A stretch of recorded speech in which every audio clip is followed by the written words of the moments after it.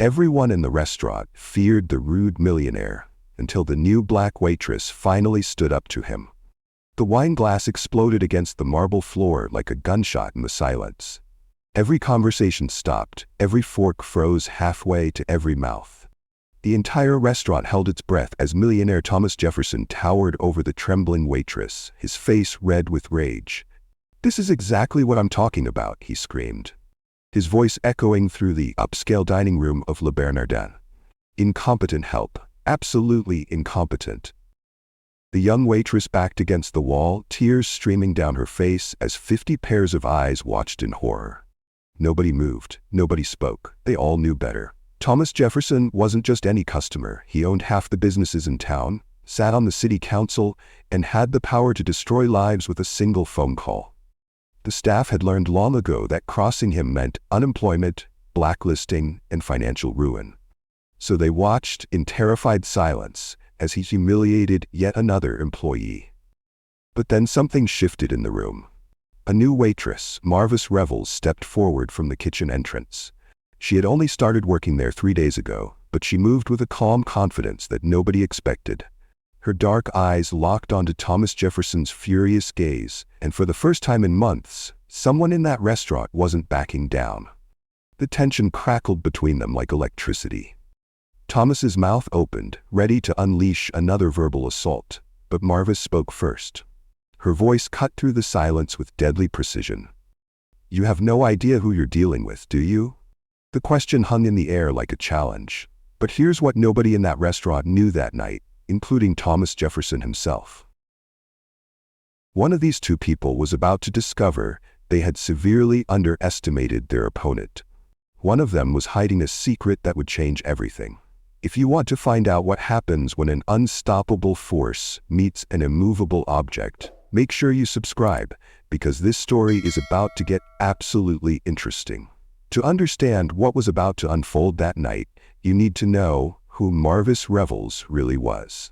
3 months earlier, she had been sitting in a corner office on the 40th floor of Manhattan's most prestigious law firm, commanding a salary that most people only dream about. She was a corporate lawyer who specialized in discrimination cases, known for her razor-sharp mind and her ability to dismantle even the most powerful opponents in court. But then tragedy struck. Her husband died in a car accident, leaving her with crushing medical debt and a 12-year-old daughter who needed expensive ongoing treatment for a rare condition. The insurance company found every loophole to deny coverage. The medical bills piled up like an avalanche. Within weeks, Marvis lost everything, her savings, her home, and eventually her high-powered career when the stress became too much to handle. She packed up her daughter Zoe and moved to this small town, hoping for a fresh start and lower living costs. Nobody here knew about her legal background. She was just another single mother desperate for work, willing to take any job that would pay the bills and keep her daughter's medication coming. Le Bernardin wasn't just any restaurant. It was the crown jewel of fine dining in town, where the city's elite gathered to see and be seen. The owner, Pierre Dubois, was a soft-spoken French immigrant who had built his dream restaurant from nothing. But Pierre lived in constant fear these days, and everyone knew why. Thomas Jefferson had transformed from customer to tyrant over the past year. What started as occasional complaints had escalated into full-scale verbal warfare against the staff.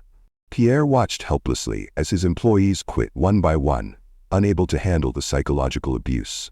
The ones who stayed did so out of desperation, not loyalty. Mabel Woods, the veteran waitress who had worked there for 8 years, pulled Marvis aside on her first day. Mabel's hands shook as she explained the unspoken rules. Thomas Jefferson owns the shopping mall, the movie theater, 3 apartment complexes, and has partnerships with most of the major employers in town, she whispered. Cross him, and you don't just lose this job. You lose any chance of working anywhere else. Thomas Jefferson's public reputation was carefully crafted perfection. He donated to children's charities, sponsored little league teams, and gave speeches about community values at city council meetings. The local newspaper ran glowing profiles about his business success and philanthropic efforts. But behind closed doors, he was a different person entirely. He had a system for destroying people who challenged him. A phone call to a landlord here, a word to a business owner there. He would systematically eliminate every opportunity until his targets had no choice but to leave town entirely. 3 former Le Bernardin employees had already been forced to move to other cities just to find work. Marvis learned all of this within her first week, but she couldn't afford to care about Thomas Jefferson's reputation. Her daughter's medical bills were due every month like clockwork. Without this job, Zoe's treatment would stop, and Marvis couldn't let that happen. She needed every dollar this restaurant could pay her. But here's what made Marvis different from every other employee Thomas Jefferson had terrorized. She had spent 15 years studying powerful men who thought they were untouchable. She knew their tactics, their weaknesses, and most importantly, she knew the law better than almost anyone in that town. The question wasn't whether she could handle Thomas Jefferson. The question was whether she would choose to. As Marvis watched him humiliate her coworkers day after day, something inside her began to shift. The lawyer she used to be was still there, buried under layers of grief and financial desperation, but still very much alive. And that lawyer was starting to get very, very angry. What Marvis witnessed that first night wasn't an isolated incident. It was the latest chapter in a reign of terror that had been building for months. Let me take you back to how this all started.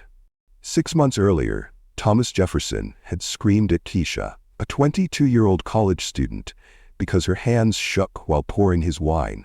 He called her pathetic and worthless in front of a packed dining room. Keisha quit the next day and couldn't find work anywhere in town. She eventually moved back in with her parents 3 states away. 2 months later, it was Michael, a part-time waiter working his way through nursing school. Thomas accused him of deliberately serving cold soup, then launched into a tirade about lazy young people that lasted 15 minutes. Michael was fired the next week from his second job at the hardware store. Thomas had made a single phone call. Then came Roberto, who had the audacity to suggest that perhaps Thomas might enjoy a different wine selection. Thomas exploded, calling him insolent and demanding he be fired immediately. Roberto wasn't just terminated from Le Bernardin. Within a month, he lost his weekend job at the country club and his wife's position at the local bank. The family was forced to move to another state to escape Thomas's reach. The kitchen staff lived in constant terror. Diego Martinez, who had worked as a prep cook for 5 years, would literally hide in the walk-in freezer whenever Thomas arrived. Chef Antoine, a culinary school graduate with dreams of opening his own restaurant, had stopped making eye contact with customers entirely. They both knew that one wrong look, one misplaced dish, could end their careers permanently. This was where Marvis's legal training kicked in without her even realizing it. While her coworkers cowered in fear, she found herself automatically documenting everything. She memorized dates, times, witnesses, and exact quotes. She noticed patterns in Thomas's behavior, cataloged his threats, and filed away every piece of evidence in her mind like she was building a case. Because that's exactly what she was doing, even if she didn't admit it to herself yet. Meanwhile, her daughter Zoe's medical bills kept coming. $800 every month for medication that kept her condition stable. Without it, Zoe's health deteriorated rapidly. Marvis calculated that she needed to keep this job for at least 6 months to get back on her feet financially. 6 months of watching Thomas Jefferson destroy people for sport. But Thomas was just getting started. By Marvis's 3rd week, Thomas had noticed her, and he didn't like what he saw. Here was someone who didn't flinch when he raised his voice. Someone who looked him directly in the eye instead of staring at the floor. Someone who carried herself with a confidence that reminded him uncomfortably of the lawyers who had cost him money in past business disputes. So Thomas decided to break her. The incident escalated quickly. He began making comments about her appearance, suggesting that maybe the restaurant needed more appropriate staff for their refined clientele. He questioned whether she could handle the complexity of fine dining, speaking slowly as if she couldn't understand basic English. The racial undertones were subtle but unmistakable, designed to humiliate without giving her grounds to complain. Marvis absorbed every insult while serving his table with professional precision. But inside, the corporate lawyer who had won discrimination cases worth millions was taking detailed notes. The staff was cracking under the pressure. Mabel Wood started having panic attacks in the bathroom between shifts. Her doctor prescribed anxiety medication, but she couldn't afford to take time off. Pierre Dubois spent sleepless nights wondering if he should just sell the restaurant and move back to France. The dream he had built over 20 years was becoming a nightmare. During her off hours, Marvis began investigating Thomas Jefferson the way she used to investigate corporate defendants. Public records revealed a pattern that made her blood run cold. In the past 5 years, Thomas had been named in 7 discrimination lawsuits from former employees at his various businesses. Every case had been settled out of court with strict non-disclosure agreements. Jonas, who owned a small bookstore downtown, tried to warn her one afternoon when she stopped by to buy her daughter a novel. "I've seen what happens to people who cross Thomas Jefferson," he said quietly, glancing around to make sure no one was listening. "Good people. Honest people.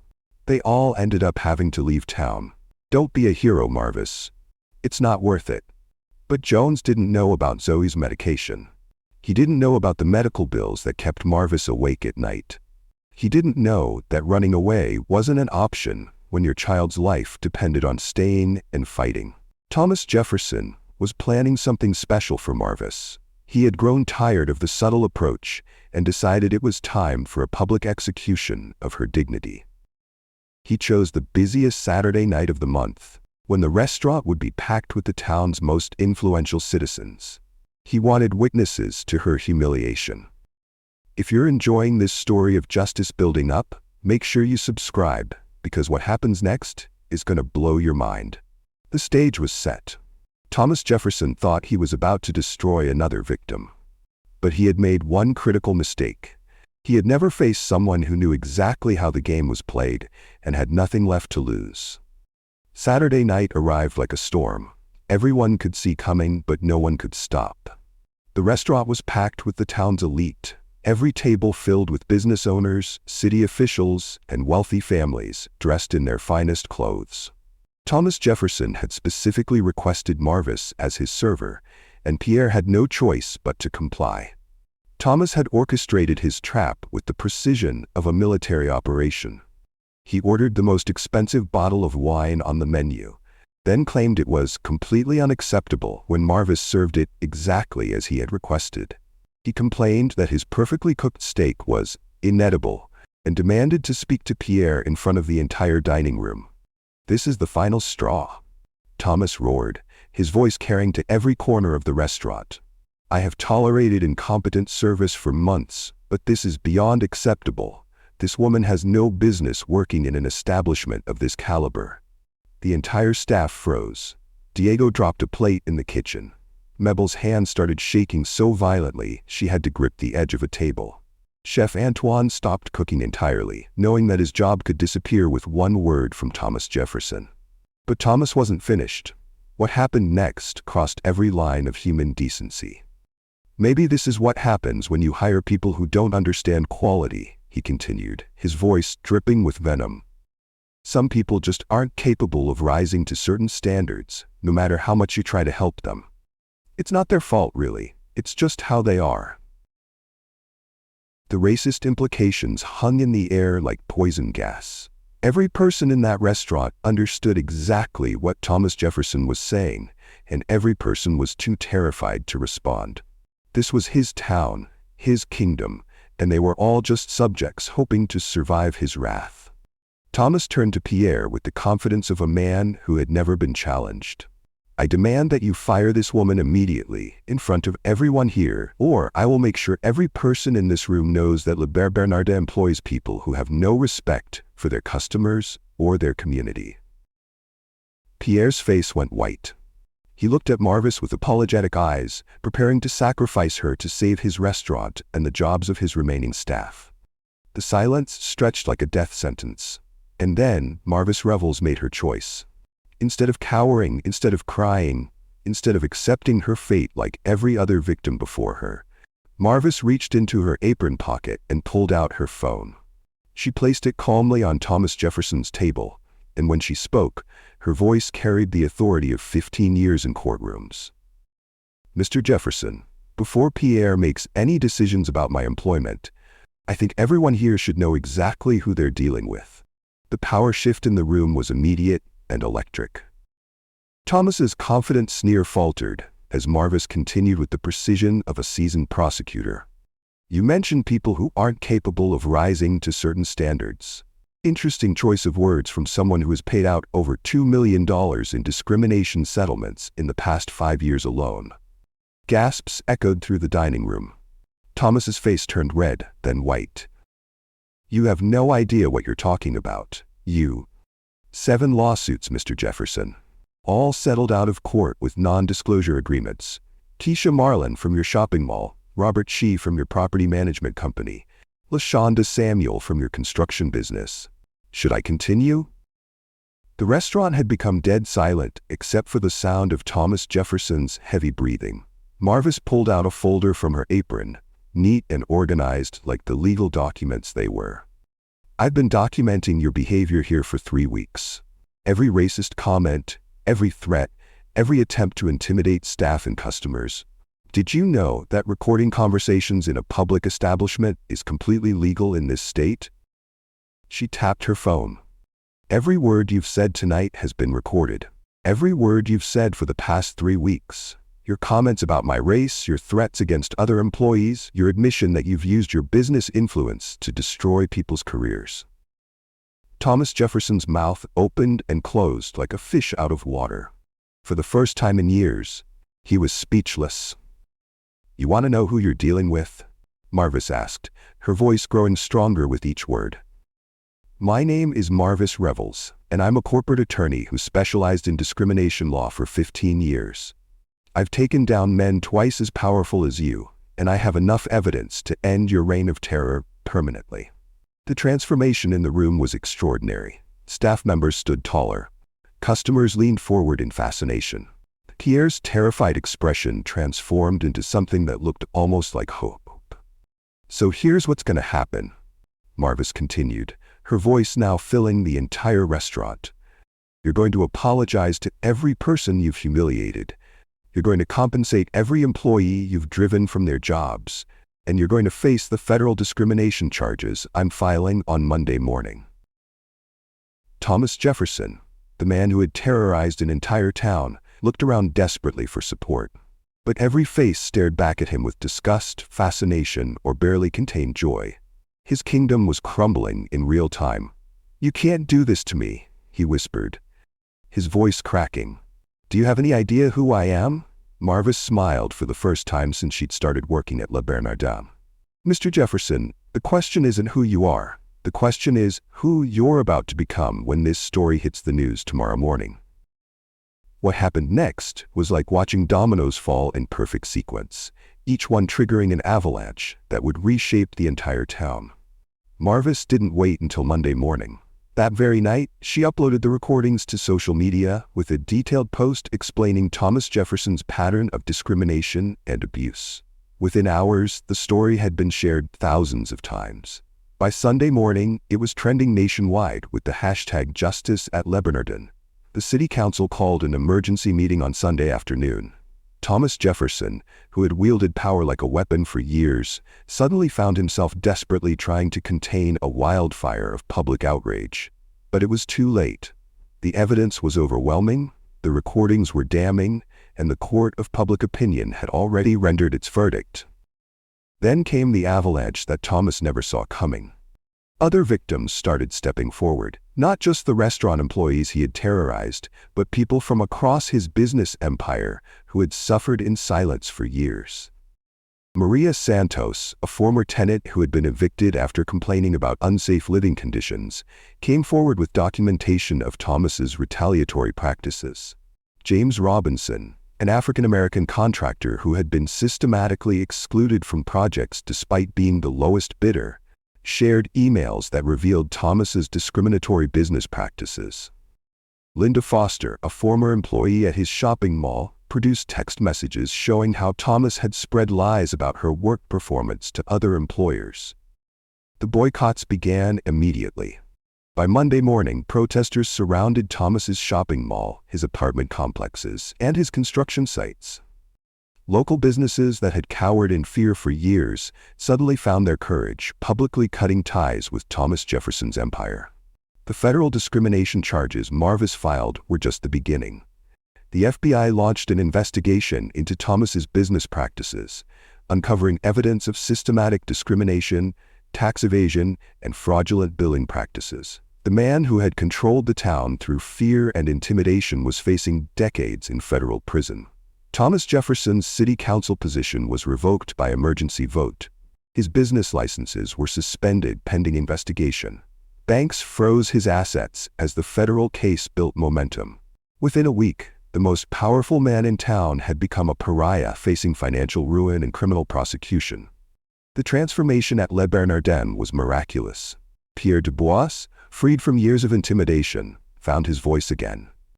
He implemented new policies protecting staff from customer abuse, raised wages across the board, and created a supportive work environment where employees could thrive without fear.